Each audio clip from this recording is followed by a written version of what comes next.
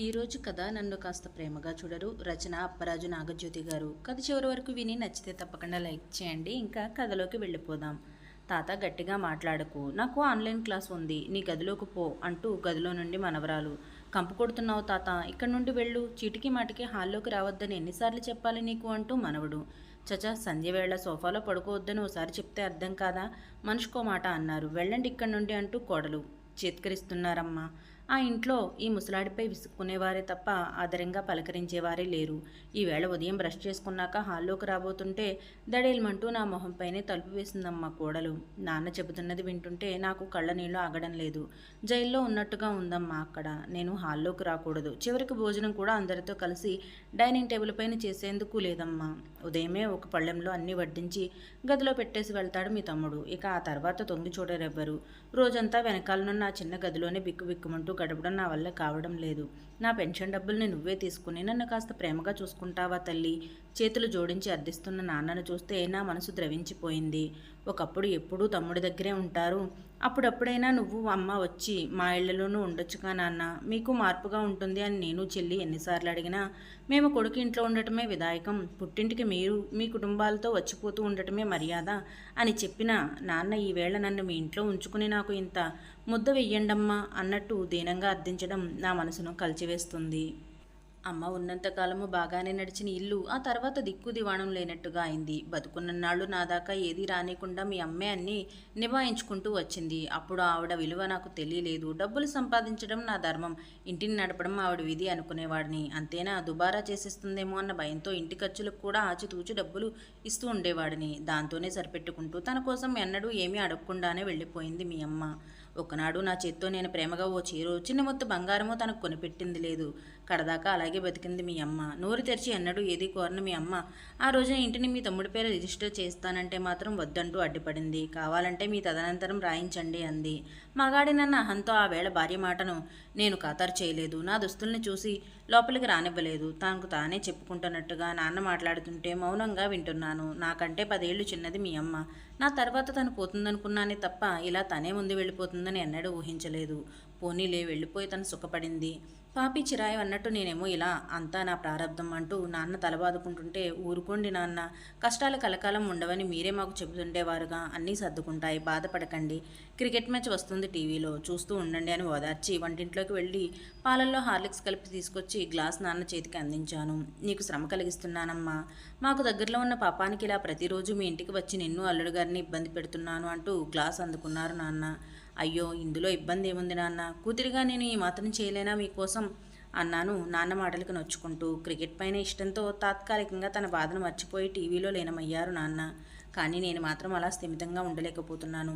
నాన్న పరిస్థితి చూస్తుంటే చాలా బాధగా ఉంది. అలాగని ఏం చేయాలో కూడా తోచడం లేదు. మార్గం ఏది కానరావడం లేదు. తమ్ముడిని మందలిస్తే నాన్న పరిస్థితి పెనం మీద నుండి పొయ్యిలోకి పడ్డట్టు అవుతుందేమోనన్న భయం. అప్పటికీ మొన్న చూచాయిగా చెప్పాను వాడికి. దానికి వాడు, నా వల్ల చేయగలిగినంత చేస్తున్నానక్క, నాన్నని నేను బాగా చూసుకోవడం లేదని మీకు అనిపిస్తే మీరిద్దరూ తీసుకెళ్ళి నెత్తిన పెట్టుకుని చూసుకోండి అనేశాడు నన్ను చెల్లిని కలిపేసి. ఇంకా గట్టిగా ఏమైనా అన్నానంటే ఆ పిసరంత బంధము పుట్టుక్కుని తెగిపోతుందని మౌనంగా ఉండిపోయాను. నిజానికి నాన్నని నా వద్దే ఉంచుకోవాలని నాకు ఉంది. కానీ అందుకు మా వారు సుముఖంగా లేరు. మా అమ్మా నాన్నల్ని చూడటం కొడుకుగా నా బాధ్యత కాబట్టి వాళ్ళని చివరిదాకా నా వద్దే పెట్టుకుని చూసుకున్నాను. ఈ ఇంటి కోడలిగా, నా భార్యగా నా మాటని గౌరవించి నువ్వు వాళ్ళకి అన్నీ ఓపికగా చేశావు. అమ్మ పోయిన ఈ 4 మాసాల నుండేగా నీకు కాస్త ఖాళీ చిక్కింది. ఇప్పుడు నీకు వయసైపోయింది, ఆరోగ్యమూ అంత బాగాలేదు. మళ్ళీ మీ నాన్న బాధ్యతను నెత్తిన పెట్టుకుని అనవసరంగా హైరానా పడకు. మీ తమ్ముడు మరదలు చిన్నవాళ్ళు, వయసులో ఉన్నారు. వాళ్ళ ఒంట్లో ఓపిక శక్తి ఉన్నాయి. వాళ్ళ పిల్లలకి వాళ్ళు పైనుండి కింద దాకా అన్నీ దగ్గరుండి చేసుకోవడం చూస్తూనే ఉన్నాంగా. అదే ఓపిక శ్రద్ధ కన్న తండ్రి పట్ల కూడా ఉండాలి. అంతేగాని నేను ఇంతే చేస్తా, లేదంటే మీపైన వదిలేస్తా, మీరు చేసుకోండి అనడం కరెక్ట్ కాదు. కోట్ల విలువ చేసి ఇంటిని తన పేరిట రాయించుకునే సమయంలో మీ తమ్ముడికి అక్క చెల్లెలు గుర్తుకు రాలేదు. కానీ బాధ్యత విషయానికి వస్తే మాత్రం వెంటనే పంపించేసేందుకు సిద్ధమైపోయాడు. తల్లిదండ్రులను చూడటం కొడుకుగా అతని కర్తవ్యం. అతని కష్టాలు అతన్ని పడిని ఎవరిని సంప్రదించకుండా బతికుండగానే ఇంటిని కొడుక్కి రాసిచ్చేయడం మీ నాన్న చేసిన అతిపెద్ద పొరపాటు. అందుకు పరిహారం చెల్లించుకోక తప్పదు మరి అన్నారాయన. ఆయన మాటలు కఠోరంగానే ఉన్నా వాటిలో దాగున్న సత్యం నన్ను నూరెత్తనివ్వలేదు. ఇంతలో సెల్ ఫోన్ మోగితే స్క్రీన్ పైన చెల్లి పేరు చూసి ఫోన్ ఎత్తగానే, నాన్న ఎలా ఉన్నారక్క అని అడిగింది.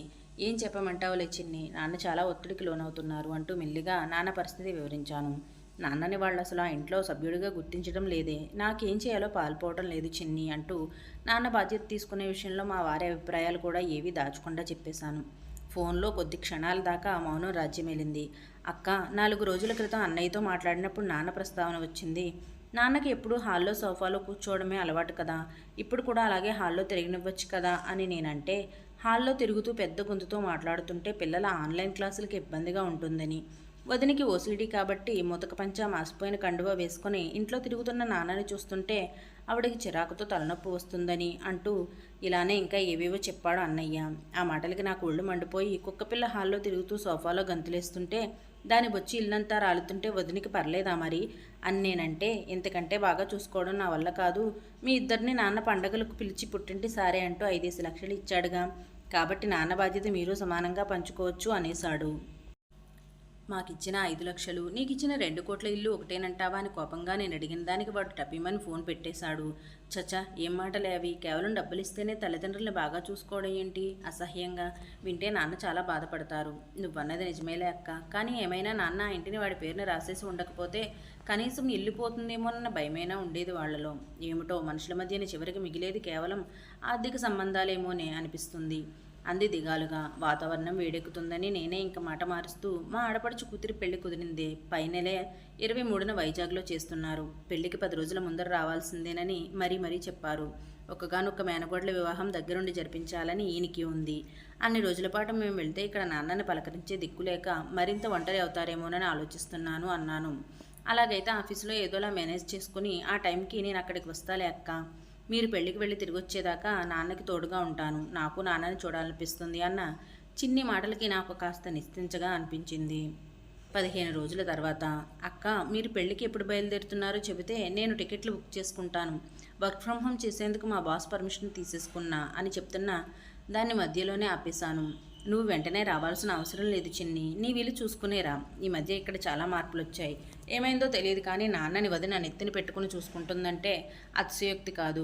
హాల్లో సోఫాలో కూర్చుని హాయిగా టీవీ చూసుకుంటూ పేపర్ చదువుకుంటూ కాలక్షేపం చేస్తున్న నాన్నను చూస్తుంటే మనసుకు చాలా శాంతిగా ఉంటుంది. నిజమా, నమ్మలేకపోతున్నా, మొత్తానికి కథ సుఖాంతమైందన్నమాట అంది చిన్ని ఆనందంగా.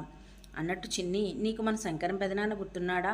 ఎందుకు గుర్తులేడు? నాన్నగారి పెద్దమ్మ కొడుకు. అప్పట్లో మనం విజయవాడలో ఉండే రోజుల్లో మన ఇంటికి వారానికి 2 సార్లైనా వచ్చేవాడుగా. వస్తూ తినేందుకు ఏదో ఒకటి తెచ్చి మన చేతిలో పెడుతుండేవాడు. ఒక్కోసారి ఏదైనా తినాలనిపించినప్పుడు శంకరం పెదనాన్న వస్తే బాగుండు అనుకునేవాళ్ళం కదే అంటూ పాత రోజులు గుర్తు తెచ్చింది చిన్ని. అవునే, ఆయనే ఆ మధ్యన ఏదో పని మీద ఇక్కడికి వచ్చారు. అదేమిటే బుజ్జి, మీ నాన్న అంత డీలా పడిపోయాడు? వాడు ఇది వరకటి మారుతులా అస్సలు లేడు. మీ అమ్మ మరణం వాడిని మానసికంగా కుంగదీసినట్టుంది. దానికి తోడు ఆ ఇంట్లో ఆదరణ కూడా కరువైనట్లు అనిపించింది. ఏమైనా భార్య ఉన్నప్పుడు మగవాడికి జరిగే భోగం వేరు అంటూ బాధపడ్డారు. ఆయన నాన్న చాలా క్లోజ్గా ఉండేవాళ్ళు కాబట్టి నాన్న పరిస్థితి చాలా తొందరగానే అంచనా వేసినట్టున్నారు ఆయన. అందుకే ఆయన వద్ద నాకు ఏమీ దాచాలనిపించక ఉన్నది ఉన్నట్టు చెప్పేశాను. నేను ఆ ఇంట్లో కూర్చున్న అరగంటలో మీ తమ్ముడు మరదల వరుస బాగానే గమనించానులే. చీమకు కూడా అపకారం తలపెట్టని గంగగోవు లాంటివాడు మీ నాన్న. అలాంటి మనిషిని తనకేం పట్టనట్టుగా దేవుడు వదిలేయడులే అమ్మా, అంతా మంచి జరుగుతుంది, త్వరలోనే అన్నీ సర్దుకుంటాయి అంటూ నాకు ధైర్యం చెప్పి వెళ్ళాడాయన. ఏ ముహూర్తానన్నాడో గాని ఆయన చెప్పినట్టే పరిస్థితి చక్కబడింది. పెదనాన్న వాక్కు అమోఘం. నేను చెప్పిన దానికి అది ఏమీ మాట్లాడలేకపోయేటప్పటికీ, చిన్ని, లైన్లోనే ఉన్నావా అంటూ కాస్త గట్టిగా పిలిచాను. ఉన్నానక్క.